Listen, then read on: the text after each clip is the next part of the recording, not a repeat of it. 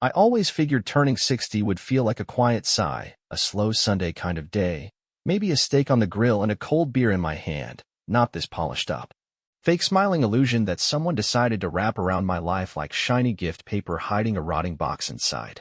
My daughter whispered something to the hostess as I walked into the banquet hall, and when the lights flicked on and a crowd of faces yelled, "Surprise!" I smiled, like a man who still believed everything was fine, like a fool who didn't know he'd spent the last 2 decades living with a woman who'd built an empire of lies inside his home. My wife, Lorna, kissed my cheek a little too quickly, clapped her hands, and raised a glass like nothing was festering behind that expensive foundation on her face, and I stood there in the center of the room, my own name spelled out in gold foil balloons behind me, not knowing that someone in that room was about to hand me the truth like a loaded gun. It came tucked in a plain white envelope, unmarked, no name, just slipped onto the gift table between a monogrammed decanter set and a card that sang when you opened it. I didn't notice it until halfway through the speeches, when the server brought out the cake and everyone started tapping their forks on the plates like impatient children. I opened it casually, half expecting it to be some sappy message, or one of those generic Hallmark poems that means absolutely nothing, except this wasn't a card.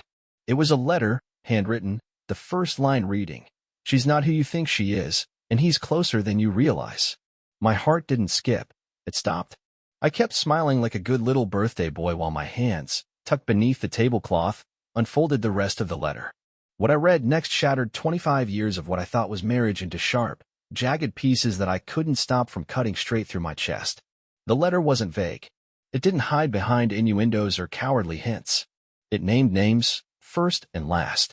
It gave dates, locations, hotel names, even a damn license plate number. Whoever wrote it knew everything, right down to the color of the shirt my wife's lover wore the night they booked a room at the Marriott when I was out of town closing a deal I thought would secure our retirement.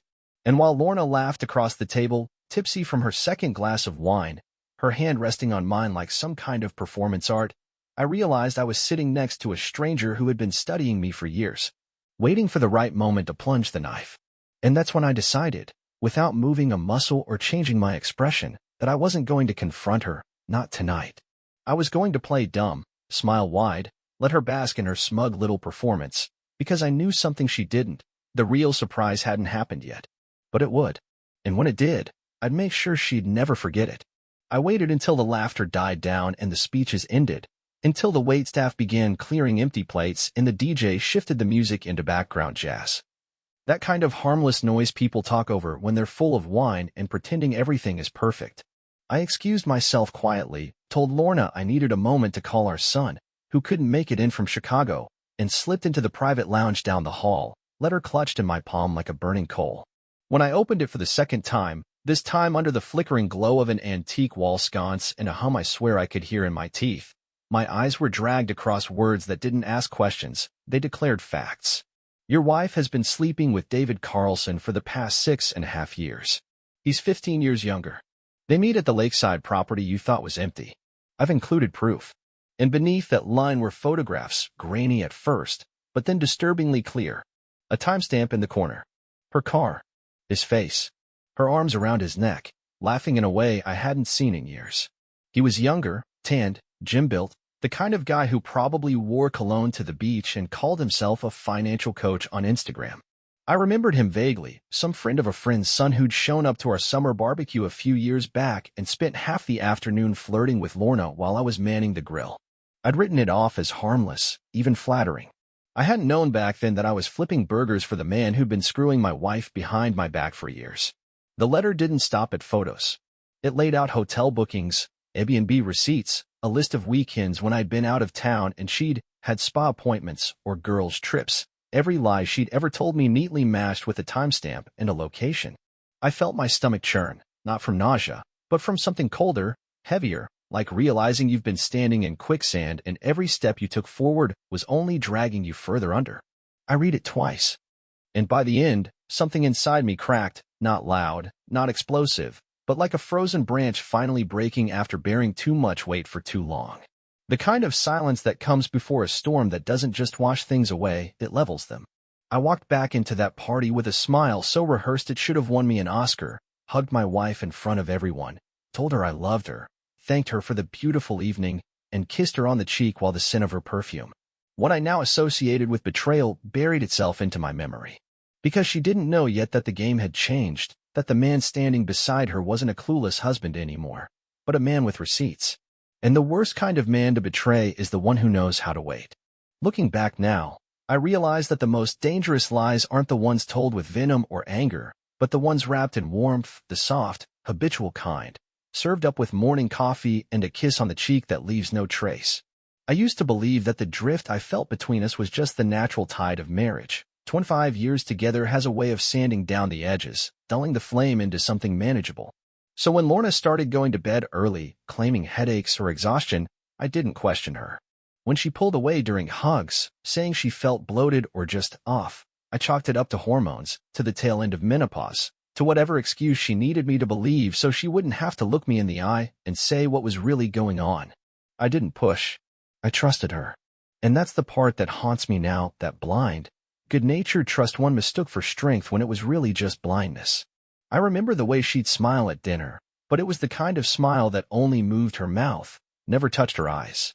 I used to tell myself it was work stress. She'd been promoted, after all, and I thought maybe she was just worn down, overstretched, maybe even burned out. I offered vacations, weekend getaways, couples massages. She always had a reason to say no. Too much going on at the office, or I really just want a quiet weekend to myself. Sometimes she even said, "You'd be bored, babe," as if her company was a favor I didn't deserve. I believed her. God help me, I actually believed her. And it wasn't until I read that letter that every single one of those excuses began to sound less like white noise and more like a carefully rehearsed play. She wasn't distant because of stress, she was just invested in someone else. And I had been relegated to the role of silent investor in a life I didn't even know I was funding. She'd walk through the house like she belonged to another world. When I wasn't invited into, her phone always face down. Her password suddenly changed, her laughter louder when I wasn't in the room. But when I was there, she performed. She'd kiss me goodbye before work, post pictures of our anniversary dinners, tag me in Throwback Thursdays, like she was still the loyal wife everyone envied. But now I know those posts weren't for me. They were camouflage, carefully crafted lies designed to keep me pacified while she spent her weekends sweating in sheets I didn't sleep on. The worst part? I see now that I ignored every red flag because I wanted to believe she still loved me, because I was too proud, or maybe just too afraid, to admit that the woman I built my life with had already burned the foundation down years ago. There's a particular kind of silence that settles in a house once the curtain's been pulled back and the audience realizes the show was never meant for them, a silence that hums louder than any argument, more deafening than screams. After that night, I didn't confront her. I didn't shout. I didn't ask her why or how long or what I had done wrong to deserve the betrayal. Instead, I smiled when I needed to, nodded when appropriate, and quietly became the man she thought was still sleeping. I started my own investigation, not fueled by rage, but by clarity, and as I began peeling back the layers of her deception, I realized I wasn't married to a flawed woman. I was married to a professional liar who had spent years constructing a life outside of mine with the kind of attention to detail I'd only ever seen in military operations or espionage thrillers. Except this wasn't fiction, this was my life, and the truth was unraveling faster than I could brace for it. It began with the phone bill. Not hers, mine. Our shared account still gave me access to her call logs, and while the top 10 numbers included our daughter, her work, and the usual suspects, one number appeared far too frequently to be coincidence, mostly late nights, some early mornings. All listed as outgoing. I ran a reverse lookup and came back with a burner phone. Classic. Then came the bank statements. I noticed her personal account, the one we'd agreed she'd use for minor expenses like groceries or shopping, had regular withdrawals every other Thursday, all for the same amount, all in cash. Then there were the transfers, small, innocuous, spread across various accounts, almost like she was hiding breadcrumbs, hoping I wouldn't follow. But I did. And those breadcrumbs led me straight to a one-bedroom apartment 47 miles away, registered not under Lorna Jennings, but under the name Claire Bellamy, with a matching gym membership, yoga studio account, and even a delivery history for meal prep kits I never once saw enter our home. She'd built a second life, a full, functioning identity like a backup parachute she'd been packing for years, just in case her marriage ever got too uncomfortable. And the craziest part? It wasn't even sloppy. It was precise, surgical, as if she'd practiced for this or had helped doing it. She told me those yoga classes were essential for her mental reset, that the weekends away were solo retreats, and that the extra cash she pulled from her account was to avoid spending too much on the card. Every excuse she gave me over the years had a logical shape, and I swallowed each one like a pill I thought was curing something. I didn't realize until that moment, standing outside an apartment she didn't know I knew existed, watching the lights flicker on inside, that I wasn't just trying to catch a cheater anymore. I was staring into the life she preferred over the one we built, and suddenly, I wasn't interested in saving the marriage. I was planning how to end it without letting her take a single piece of me with her. The night I decided to confront her, the sky cracked with distant thunder like the universe itself wanted to bear witness to what was about to unfold. I didn't plan some dramatic blowout or prepare a speech. I simply waited until her footsteps echoed into the kitchen and the scent of vanilla body spray, the one she never wore around me anymore, trailed behind her like a signature.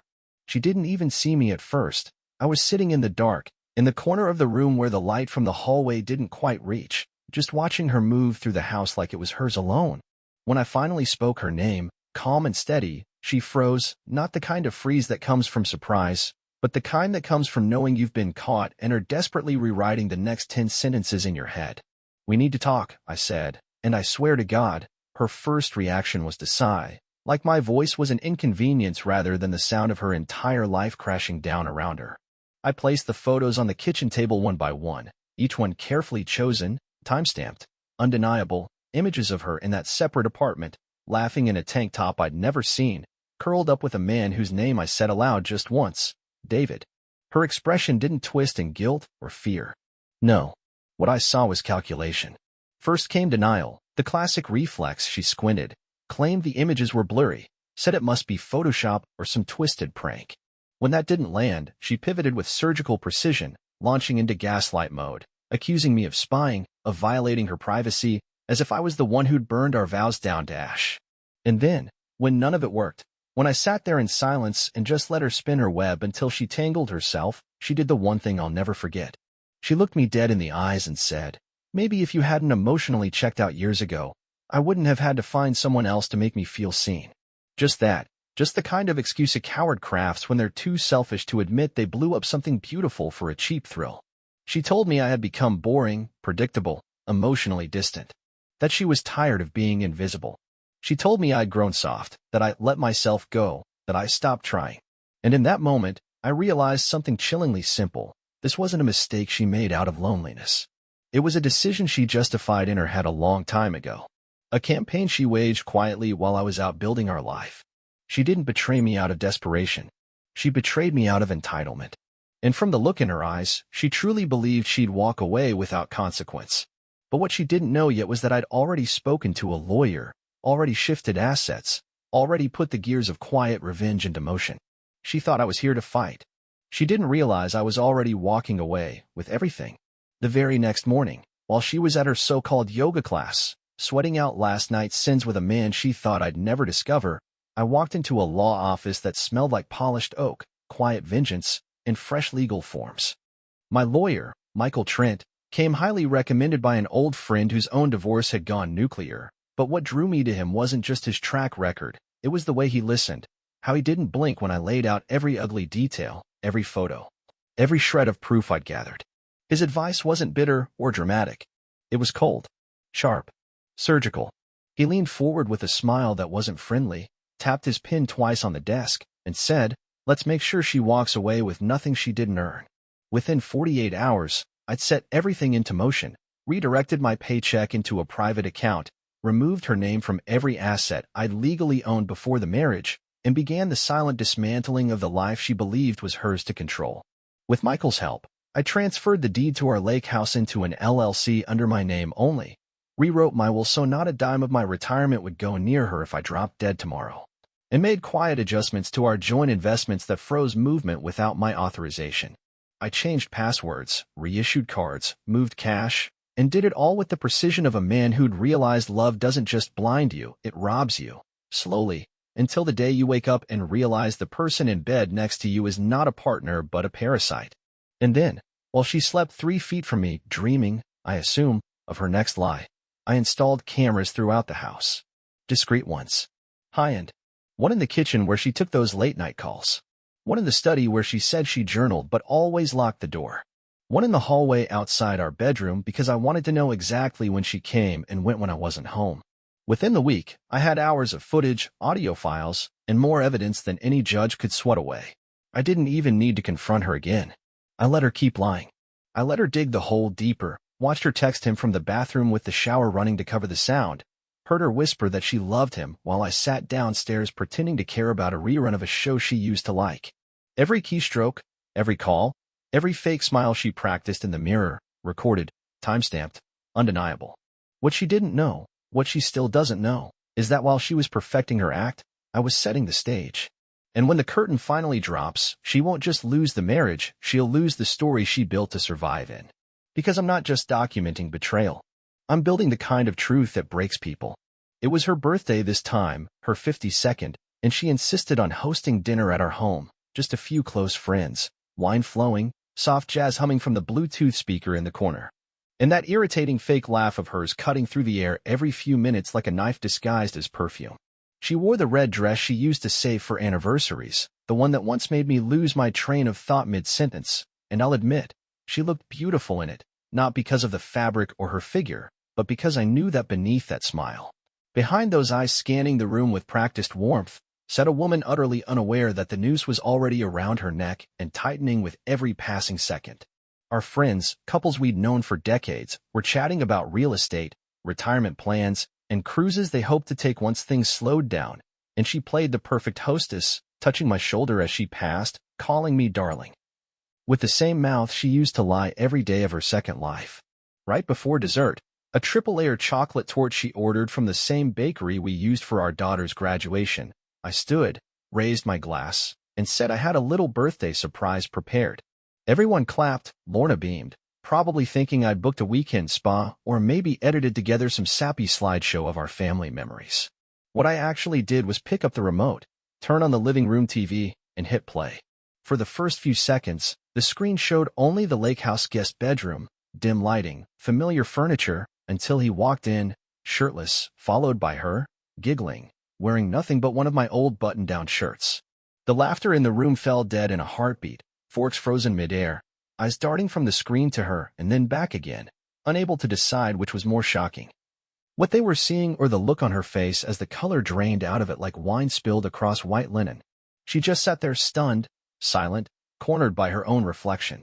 I let the clip play just long enough to be unmistakable, no ambiguity, no plausible deniability, no way to spin it.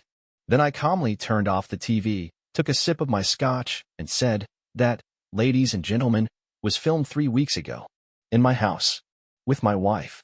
The silence that followed was biblical. One of the husbands coughed. His wife grabbed her purse. Lorna still hadn't moved. She just sat there like a statue sculpted out of shame and disbelief. I didn't raise my voice, didn't curse, didn't gloat. I just excused myself and left the room, letting her sit in the wreckage of her own creation. That was the moment her kingdom collapsed, not in a courtroom, not during a shouting match, but in front of the people whose opinions she cared about more than mine. It wasn't about humiliation. It was about truth. And truth, when delivered at the right moment, doesn't need volume to devastate. It only needs timing. The first time I saw her walk into the courtroom, dressed in a pale blue blazer like some grieving widow of a marriage she'd already buried and danced on, I almost laughed, not because it was funny, but because the performance was so well rehearsed I could practically hear the echoes of her practicing it in the mirror. Her hair was pinned, her makeup understated, her eyes deliberately swollen as though she'd just finished crying in the parking lot. And I swear, if I hadn't known the truth, if I hadn't documented the truth, even I might have believed the story she was about to sell. She sat there beside her attorney, a woman who looked equally self-righteous and overconfident, and they both wore the expression of people who believed this would be a simple case. Neglected wife, inattentive husband, division of assets. But what they didn't know, what they could never have anticipated, was just how prepared I was, how thoroughly I had outmaneuvered her every lie with stone-cold evidence and calculated restraint. She took the stand with trembling hands, voice cracking just enough to earn sympathy, and began spinning the narrative, how I had emotionally abandoned her, how I spent years ignoring her needs, how our marriage had become a prison of loneliness, and how, in her words, she made a mistake trying to feel human again.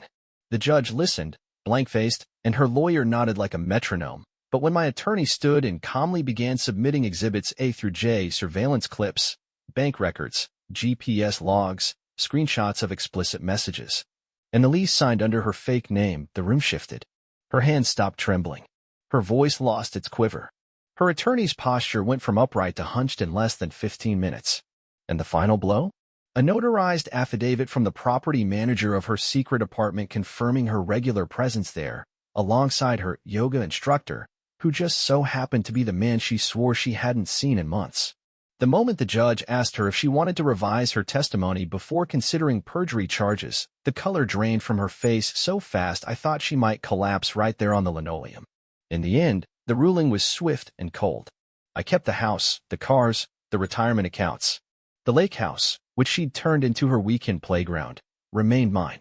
The judge denied her request for alimony, citing egregious misconduct, and she was ordered to repay the legal fees for wasting the court's time with false statements.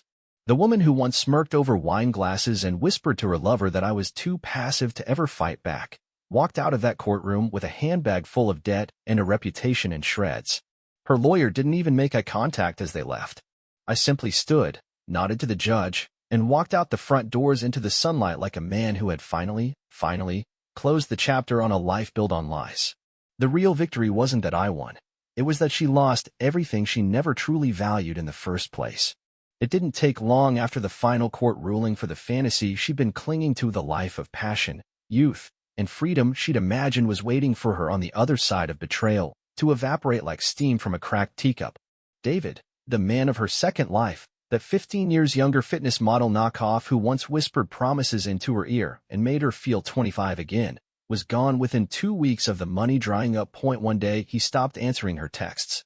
The next, he blocked her number, and by the time she realized he'd ghosted her for good, his Instagram was already filled with filtered photos of some other, older woman who probably hadn't just lost everything in a courtroom. She tried to keep her dignity, of course, posted some vague caption about choosing peace, but everyone who knew what had happened could see it for what it was, a mass barely hiding the wreckage underneath. Her so-called friends, the wine and lunch crowd that once nodded along to her whispered complaints about how neglected she felt in our marriage, began to distance themselves with surgical precision. Some stopped responding entirely, others sent one-off messages about being really busy lately, and a few even unfriended her altogether. Turns out betrayal isn't nearly as fashionable when it plays out in the open, when the photos leak, the lies unravel, and your ex-husband has receipts so clean the judge compliments his composure in court. She moved into a modest one-bedroom apartment on the far side of town, the kind with stained carpets and a mailbox stuffed with discount coupons, and began posting cryptic, sad little quotes on Facebook about learning who your real friends are and healing in silence. But people sent them to me anyway, screenshots with messages like, "She still doesn't get it, huh?" And maybe that's the real tragedy. Not that she lost everything she thought she could steal and keep, but that even now, in her tiny apartment surrounded by echoes of decisions she can't undo, she still paints herself as the victim in a story she wrote with her own selfish hands. She never got the life she wanted, because the life she wanted was built on illusions, funded by my trust, and maintained by lies so brittle they cracked the moment they were exposed to daylight. Meanwhile, I wake up every morning with silence in my house, peace in my chest, and not one part of me misses her. Because I didn't just survive the storm, I documented it, dismantled it, and walked away with the sun on my back and the truth in my hands. And she's just a footnote in a story she thought she'd finish. The strange thing about surviving betrayal is that once the smoke clears and the rubble settles, you don't just find pieces of yourself. You discover versions you didn't even know existed, versions that were buried beneath years of compromise, neglect, and the quiet erosion of your own worth. After the dust settled from the divorce, I didn't fall apart the way everyone expected. In fact, I fell together for the first time in decades. I started by taking back my mornings, up before the sun, walking trails behind the lake house she no longer had keys to, just me, fresh air, and the steady rhythm of a man reclaiming his breath. I dropped 30 pounds without even noticing, not because I chased numbers on a scale, but because I stopped feeding the emotional hunger that years of loveless marriage had gnawed into me. I traded in my sedan for a black Ram 1500 with chrome trim and no backseat reminders of shared errands. just the open road, and enough horsepower to remind me I was alive. Old friends I'd lost to time and excuses started reappearing, not because they pitied me, but because they recognized something different in my voice when I called, a spark that used to live in me before I spent years trying to keep a sinking ship afloat alone. We fished, we laughed, we smoked cigars on the dock at midnight like we were 20 again, and not once did I mention her name, because she no longer existed in my conversations, only in my past. And then there's Elise. Kind eyes, quiet strength, the kind of woman who asks how your day really was and waits for the real answer. We're taking it slow, not because I'm broken, but because I finally know what I want, and more importantly, what I'll never tolerate again. But she's proof that life doesn't end after betrayal. Sometimes, it begins again, stronger, cleaner, and more honest than you ever thought possible. Every once in a while, I see a notification, like, from a fake profile I'm sure belongs to her. Or someone tells me they ran into her at the grocery store, quieter, thinner, hollow in the eyes. She's watching, of course she is. Watching the life she threw away take root without her. Watching the man she once dismissed rebuild a life 10 times richer without her in it. But she'll never say anything. Because deep down, she knows, I didn't just move on. I won. And not through revenge or rage or public spectacle, but by becoming everything she tried to convince me I could never be.